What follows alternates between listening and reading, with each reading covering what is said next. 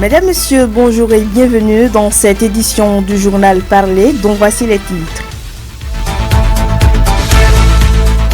Le 5 mai de chaque année, le monde entier célèbre la journée mondiale de la sage-femme. À cette occasion, nous avons recueilli l'avis des citoyens malanvillois sur l'accueil et le travail des sages-femmes dans nos communautés. Vous les suivrez tout de suite. À présent, notre religion, dans cette édition du journal Parler, la rédaction s'est intéressée à un style vestimentaire qui s'observe très souvent chez les femmes musulmanes. C'est un voile de couleur noire qui couvre tout le corps, ne laissant entrevoir que les yeux. Restez des notes pour en savoir davantage. D'autres informations vont également meubler cette randonnée informative sans occulter. La page Afrique qui sera présentée par Zulkifilou Lona et la revue de presse de Lukman Worouteou en fin d'édition. Sota Midi Magazine, le point de l'actualité de la journée sur ta radio. Sota FM, c'est maintenant et tout de suite. De nouveau, bonjour. Le monde entier a célébré avant-hier, lundi 5 mai 2025, la journée mondiale de la sage-femme. Une journée commémorée tous les 5 mai de chaque année dans les 4 coins de la planète Terre. Et le thème retenu pour l'édition 2025 de cette journée est « Sage-femme indispensable dans chaque crise ». Elles ont pour rôle, entre autres, assurer des soins prénatals et post-natal, fournir des moyens de contraception, des soins complets en matière de victimes de violences fondées sur le genre. Par ailleurs, dans l'exercice de leurs fonctions, elles ne sont pas souvent appréciées à leur juste valeur par les patientes femmes enceintes au sein de nos communautés. Que pensent les citoyennes de l'accueil et du travail des sages-femmes? Sota FM a promené son micro à travers les rues secondaires de Malanville. Suivez plutôt. Normalement, si tu es enceinte et tu vas à l'hôpital pour aller faire tes soins régulièrement là, tu serais bien accueilli. Il y a des fois, si les sages-femmes s'ils sont fatigués de toi là, ils vont commencer par t'insulter. Alors c'est eux-mêmes qui ont choisi cette branchement là pour dire que je vais être sage-femme ou bien je vais être infirmière. C'est eux-mêmes qui ont choisi cette côté là. Maintenant, si ils sont fatigués et il y a toi qui es enceinte, tu es venu tomber dans leur colère là, ils vont mettre un peu sur toi. C'est pas à tout moment ils sont dans les bonnes humeurs. Normalement, ils ne devraient pas se comporter comme ça. C'est le jour d'accouchement que tu es venu là. La personne ne sait pas comment la position de l'enfant serait. Et tu serais en train de te souffrir et lui-même, il va se énerver contre toi parce que c'est toi qui n'as pas respecté les consultations et on va voir de quel état tu es. S'il y a ces gens de choses là, on va te taper. Si on va à l'hôpital, en fait, je m'en vais pour consulter ou bien pour accoucher. Il y a certains qui nous accueillent bien, mais il y a certains, l'accueil là, c'est tout à l'hôpital, grand hôpital, Tunga, tout ça là.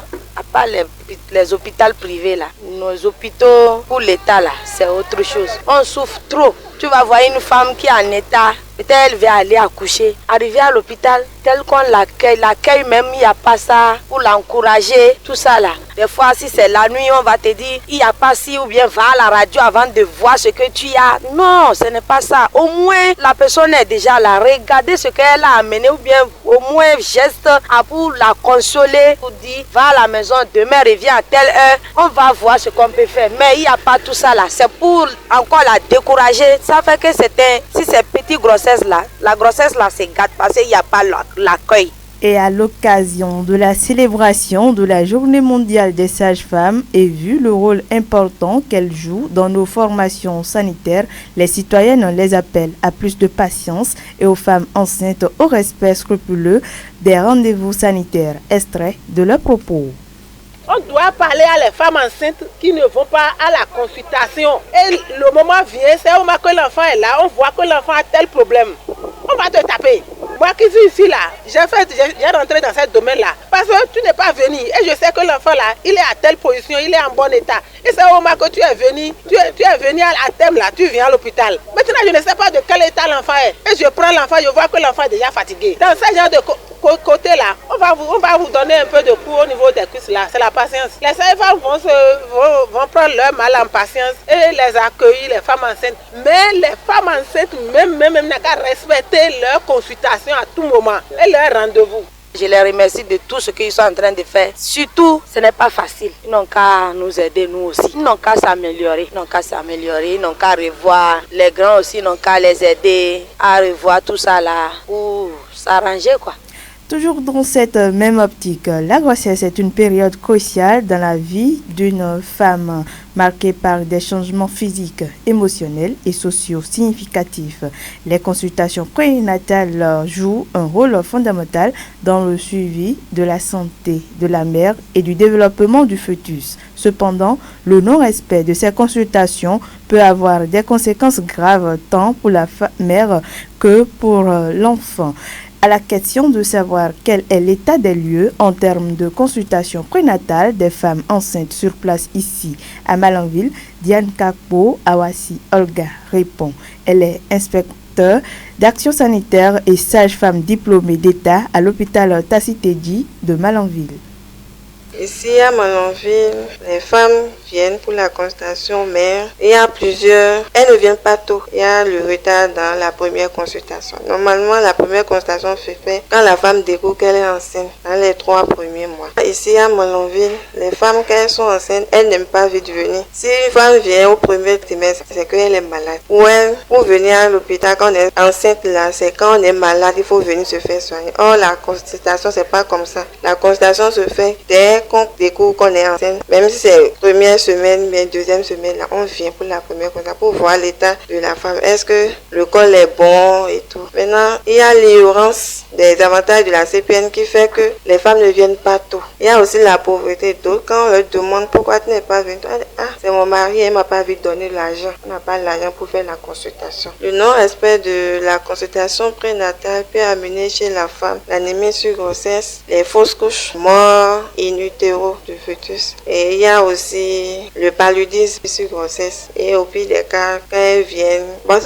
qu'on reçoit des femmes qui viennent, elles sont enceintes, elles n'ont jamais fait la consultation, elles viennent seulement pour accoucher. En ce moment, on voit qu'il y a déjà un cas d'anémie qu'on doit référer, tout ça là amène la mort. Par ailleurs, l'inspecteur d'action sanitaire et sage-femme diplômée d'État de l'hôpital de Tacitedji aborde la question des bilans prénatals pour les femmes enceintes qui est composée de plusieurs paramètres et reste primordial pour toutes les femmes enceintes. Je vous invite à suivre les propos de Diane Kakpo Awasi Olga.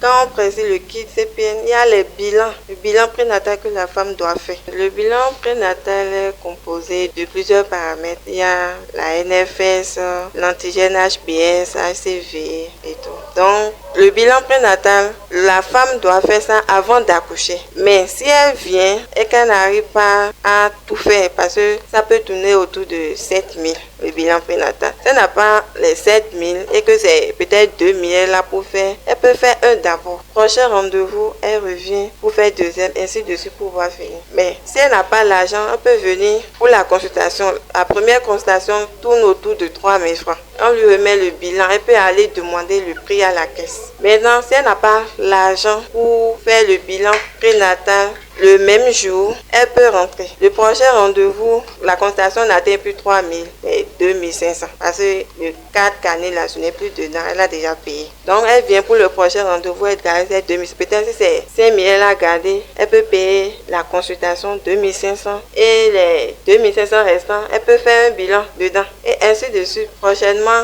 et si elle vient, elle va faire la même chose jusqu'à finir de faire le bilan prénatal avant d'accoucher. C'est pas que aussitôt quand elle est venue pour la première consultation, elle doit faire tout le bilan en même temps. Vu les conséquences graves du non-respect de la consultation prénatale pour la femme enceinte, la sage-femme diplômée d'État et inspecteur d'action sanitaire de l'hôpital Tacitedji de Malanville adresse le message que voici à toutes les femmes enceintes et à leurs conjoints. Extrait des propos de Diane Kakpo Awasi. J'exhorte toutes les femmes enceintes de venir faire la consultation prénatale dès qu'elles découvrent qu'elles sont enceintes. Et j'invite aussi les maris à accompagner les femmes. Parce que quand on vient en consultation, il faut que le mari les accompagne. C'est vraiment primordial, c'est nécessaire. Il faut aussi respecter le rendez-vous parce que c'est chaque mois, il faut venir en consultation. Il faut vraiment respecter le rendez-vous, essayer de faire le bilan prénatal qu'on demande. Et avec ça, il y aura moins de dépenses à la fin et moins de complications pendant l'accouchement. Je veux juste insister sur le bilan prénatal, c'est vraiment... Parce que d'autres pensent que, bon, nous sommes venus à l'hôpital, les agents de santé veulent bouffer notre argent, c'est pas ça. Le bilan prénatal, c'est vraiment primordial. Parce que c'est ça qui permet de voir le taux d'hémoglobine, de sang dans l'organisme de la femme. Et s'il y a correction, on va corriger en même temps, au lieu d'attendre le dernier jour. Je l'ai annoncé en titre il y a quelques instants, c'est un style vestimentaire adopté par certaines femmes musulmanes. Il s'agit du port du djalbab, du niqab également. Ce sont des voiles qui servent à cacher le visage et à couvrir la tête des femmes dans la communauté musulmane. Ceci pour respecter la pudeur. Le port de voile est une prescription religieuse pour l'islamologue Ibrahim Adam. On l'écoute. Alhamdulillah, salatu wassalam ala rasulillah wa ala alihi wa sahbihi ajma'in. Le niqab, c'est le tissu avec lequel on protège la physionomie de la femme. Le djalbab, c'est le grand boubou qu'on porte de la tête jusqu'aux pieds, qui peut même traîner jusqu'à par terre. Cette tenue-là, d'abord, est conseillée pour des femmes musulmanes et ça a ses conditions. Pour que ça soit respecté selon notre religion, il doit avoir cette chose. La première des choses, que ça ne soit pas un tissu transparent. La deuxième des choses, il ne faut pas que la couture soit serrée, de telle que ça va montrer ta corpulence. La troisième des choses, il ne faut pas que ça soit un tissu qui coûte très cher, parce que quand ça coûte très cher, ça va attirer l'intention des gens à te regarder plusieurs fois. La quatrième des choses, il ne faudrait pas que ce tissu-là ressemble aux habillements des non-musulmans. La cinquième des choses, il ne faut pas que ça soit aussi moins cher, d'une manière que on te voit en même temps dire, toi aussi, c'est ça là que tu as porté. Et la sixième des choses, il ne faut pas que ça soit des dessins, que ça soit une couleur simple, rouge complet ou jaune complet, blanc complet ou blanche complet ou noir complet. Donc c'est les 7 conditions dont l'islam a demandé avant que le port de ce hijab soit considéré pour une femme musulmane. Le niqab, lui, c'est pour spécialement fermer la physionomie de la femme. Et ce n'est pas une obligation au niveau de la femme. Les savants ont des paroles. Il y a d'autres qui voient que c'est une obligation, mais d'autres voient que ce n'est pas une obligation. On dit que c'est une obligation lorsque Dieu a donné certain niveau de beauté pour la femme. D'une manière que quand on voit sa physionomie, déjà, ça peut attirer. Donc pour elle, ça devient une obligation. Mais le fait de le fermer est mieux. La raison fondamentale qui motive les femmes musulmanes au port du djalbab puis du niqab est liée à la religion. C'est ce que confirme le prédicateur islamique Ibrahim Adam. Suivez.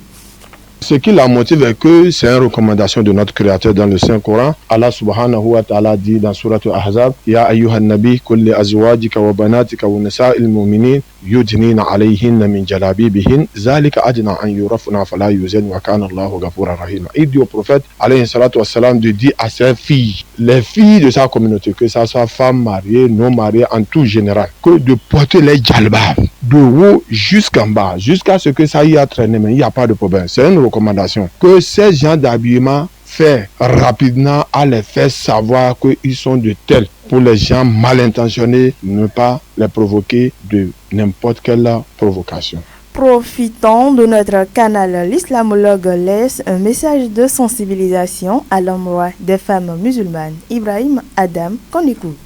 Aux femmes en général, toute la communauté musulmane, d'adorer les recommandations de notre Créateur. Pour finir aussi, lorsque nous portons ce genre de hijab, il y a ce que ça crée dans ces derniers temps en montant des motos, etc., etc. Donc, de prendre soin lorsqu'ils se sont habillés avec des hijabs ou bien des djalbab, s'ils prennent des motos, il faudrait qu'ils s'assurent qu'ils se sont bien arrangés sur la moto. Il ne faudrait pas qu'en roulant, la moto finisse par les traîner et les amène là où on ne souhaitera pas. Donc, c'est ça mon message envers la communauté musulmane en général. En sortant, tu vas dans une autre communauté et tu n'es pas permis à tout le monde. Une femme mariée, non mariée n'est pas permis à tout le monde. Donc, c'est pourquoi on a fait cette recommandation. Mesdames, Messieurs, ce journal se poursuit, mais avant, prenons une courte pause. Sota Info Midi, le point de l'actualité sur ta radio. Ça grogne dans le rang des conducteurs de taxi-moto, communément appelés Cabo-Cabo, ici dans la commune de Malanville. Plusieurs de ces motos-taximans, depuis quelques jours, ont saisi la tranche de la grogne matinale pour dénoncer une situation. Ils prétendent avoir payé un montant de 25 000 francs CFA pour l'achat de l'uniforme destiné aux conducteurs de moto-taximan, conformément à la nouvelle réforme initiée par les autorités communales et sans être en possession de la tenue. Face à cette situation, le président du syndicat des moto-taximans de Malanville saisit notre micro pour éclaircir la situation. Adam Alidou, qu'on écoute. Je veux leur dire que s'il y a un défaut, ce n'est pas de notre côté en tant que président des conducteurs de taxi moto. C'est la mairie qui a cette opportunité-là. Parce que maintenant, quand nous on prend l'argent, on est obligé d'aller vers la mairie, faire l'enregistrement. Donc au moment où les tenues sont en position ici, depuis le début, la mairie elle nous a amené 2000 tenues. Donc à certains moments, les 2000 là sont terminées. On les demande de ne pas se fâcher, c'est un coup. Parce que même la dernière fois, on était à la mairie avec mon collègue, aller voir le SE pour parler et discuter. Quand ils n'ont qu'à faire beaucoup d'efforts, que les tenues là qui nous manquent, ils n'ont qu'à finir rapidement. Parce que ce que nous constatons aujourd'hui, c'est le manque de ce tenue là qui est en train de freiner le travail. On est en train de parcourir vers la mairie, matin et soir, pour que les tenues là qu'à venir vite, qu'on paye tout ça. Parce qu'il y a d'autres qui ont payé, mais juste maintenant, ils n'ont pas pu avoir leur tenue. Et le problème, c'est pas nous, en tant que syndicalistes, qui ont bloqué, non. Profitant de l'occasion, le président du syndicat des Cabo-Cabo de la commune de Malanville profite pour lancer un appel à la mairie. Il appelle également tous les mototaximans à la patience, le temps que la mairie réponde à leurs préoccupations. Adam Alidou se veut plus précis. C'est la mairie qui a cette disposition-là. Donc c'est à eux de revoir vite pour que les tenues-là n'ont qu'à venir. Et on va donner à ceux qui ont payé leur argent depuis des mois et qui n'ont pas pu revoir ces tenues-là. La tenue est à 15 000. Si la personne qui vient, qui n'a jamais fait Cabo-Cabo, il est à nouveau. Même si c'est la personne ne veut pas passer par nous, ce n'est pas un problème. Mais ce que nous voulons là, il n'a qu'à laisser la personne qu'à passer par nous. Parce que tu ne peux pas enrôler un individu que tu ne connais pas. Il est venu seulement, tout simplement, parce qu'ils ont entendu que même si tu as passé par la mairie, c'est à 15 000. Ce qu'ils font là, c'est pas bon. Tu prends la personne, tu fais l'enregistrement, tu es obligé de le mettre dans les deux sociétés-là, que ce soit Icotam et Syncotam. Alors que leurs responsables ne sont pas au courant de ce monsieur-là. Donc ceux-là qui disent qu'ils ont payé 25 000, oui, c'est normal. On s'est attendu sur ça avec la mairie. Dans le dossier société de ce jour, la rédaction de votre radio fait focus sur un jeune fabricant des éventails traditionnels. Bruno Gakli est allé au contact de Jacob, un jeune bricoleur de métier manuel ici à Malanville. Suivez son reportage.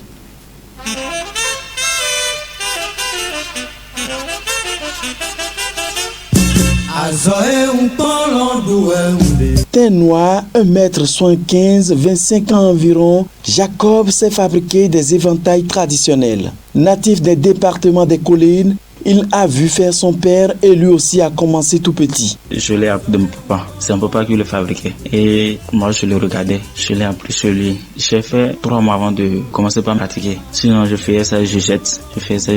Parce que ce n'était pas joli. Et les gens n'arrivaient même pas à prendre ça. D'ailleurs, même quand moi je vois ça, ce n'était pas du tout bon. Ce n'était pas joli. Donc, ce qui a fait que si je fabriquais, je le laisse. Mais après 3 mois, moi, j'ai commencé par voir que ça commençait pas à s'améliorer. Et j'ai commencé par avoir des clients, ils ont commencé par l'acheter. Donc ce qui a fait que moi j'ai vu que avec ça je vais m'en sortir. Pour fabriquer un éventail traditionnel appelé Afafa en fond, il n'a besoin que des branches du cocotier qu'il récupère dans son village natal, du coupe du coteau et en 8 ou 9 minutes, l'éventail est fabriqué. Pour la fabrication, si tu es rapide, tu peux le faire en 8 minutes. Si tu veux apprendre aux gens, tu peux utiliser 15 à 20 minutes comme ça parce que en le faisant, les gens vont te poser des questions. Jacob fait du bricolage depuis sa classe de 4e.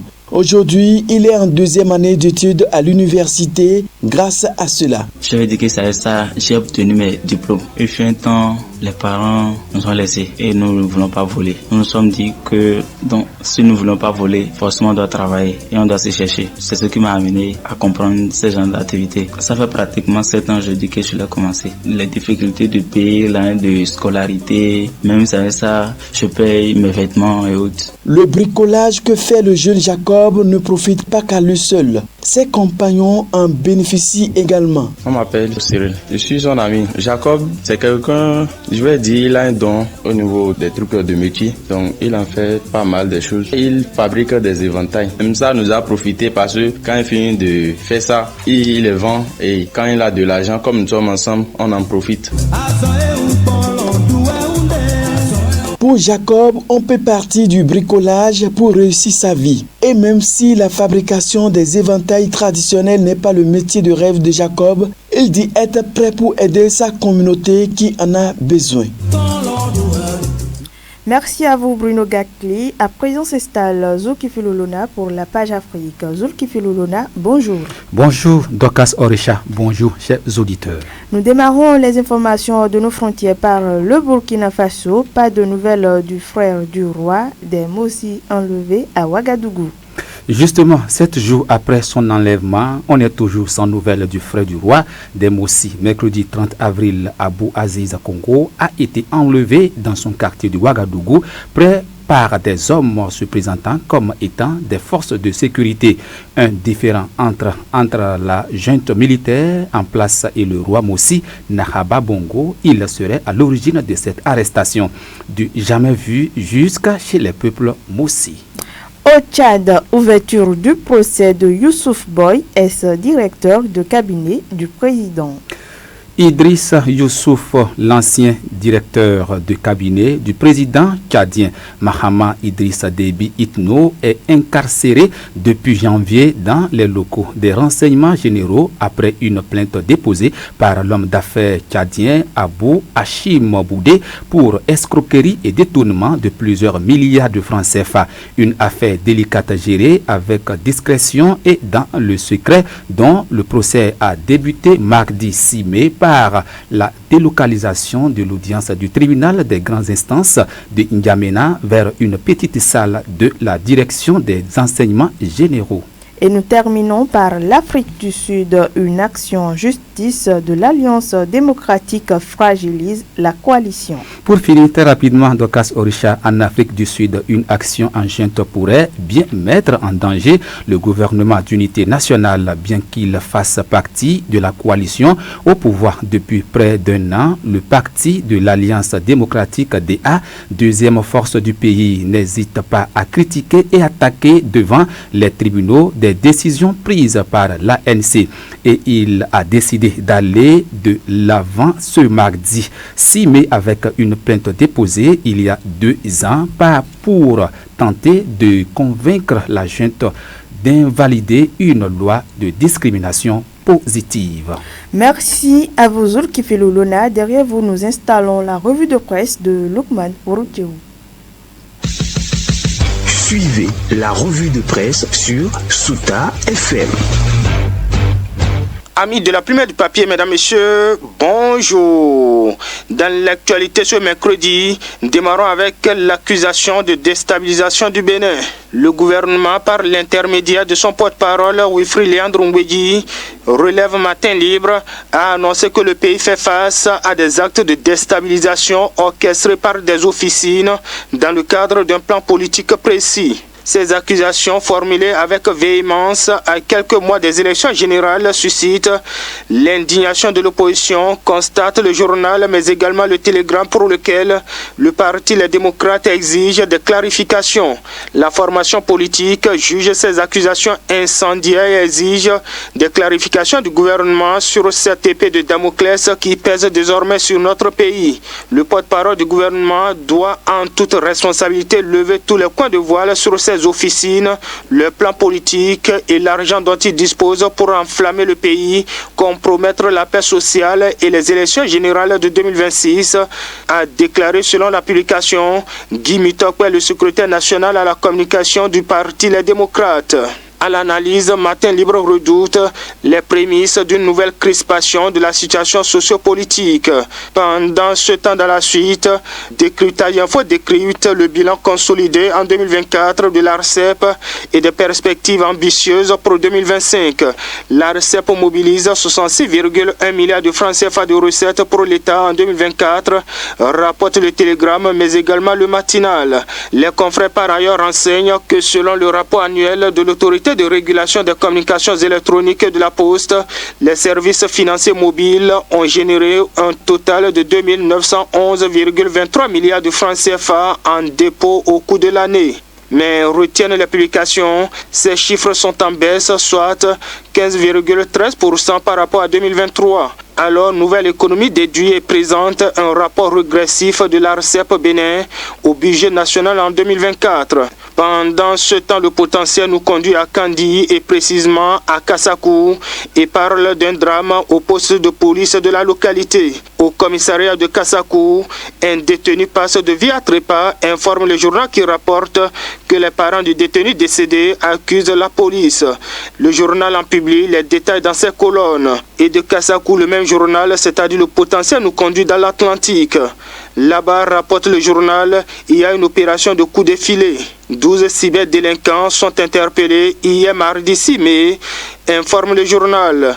Parmi eux, la livraison dénombre un ou non de la divinité tromperie entre incantation et anarque en ligne dont les prières n'ont manifestement pas, écrit le journal, encrypté les données. Et parlant de la cybercriminalité, Dabaro rapporte qu'un cybercriminel s'est rendu de lui-même à la criette sur recommandation de sa femme.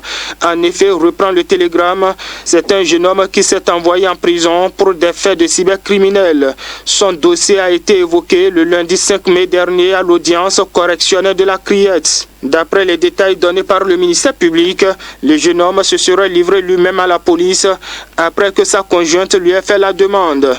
La conjointe avec qui il venait d'avoir leur deuxième enfant lui a demandé d'aller se dénoncer à la police parce que la situation ne lui convenait pas, a expliqué la magistrate au juge cité par le Canard qui révèle que 12 mois de prison ferme et 1 million de francs CFA d'amende ont été requis contre lui. Après ces réquisitions, renseigne mon confrère, la Cour a renvoyé la procédure au 16 juin 2025. À cette date, termine le Télégramme, le prévenu sera fixé sur son sort. En attendant ainsi, dans les dernières secondes, toujours avec le Télégramme, le journal évoque un fait divers à Bopa. Dans cette localité du Mono, une apprentie couturière de 18 ans a volé 60 000 francs CFA à sa patronne. Ceci en vue de préparer sa dot, rapporte le journal qui souligne que son plan a échoué. La patronne exige le remboursement de la somme et convoque l'apprenti au commissariat de Bopa. Et c'est là que la situation prend une autre tournure, craint mon confrère qui renseigne qu'embarrassé, le compagnon de la jeune fille a promis de rembourser les 60 000. Sans commentaire, mesdames, messieurs, ainsi va l'essentiel de l'actualité, tel que traité par les publications ce mercredi. Fin de cette revue. Merci de m'avoir suivi. À demain. C'était la revue de presse sur Sota FM.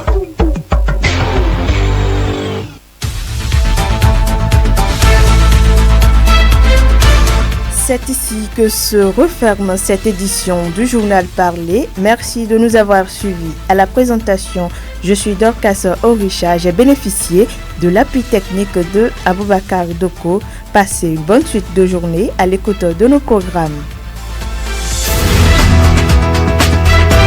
C'était Sota Midi Magazine.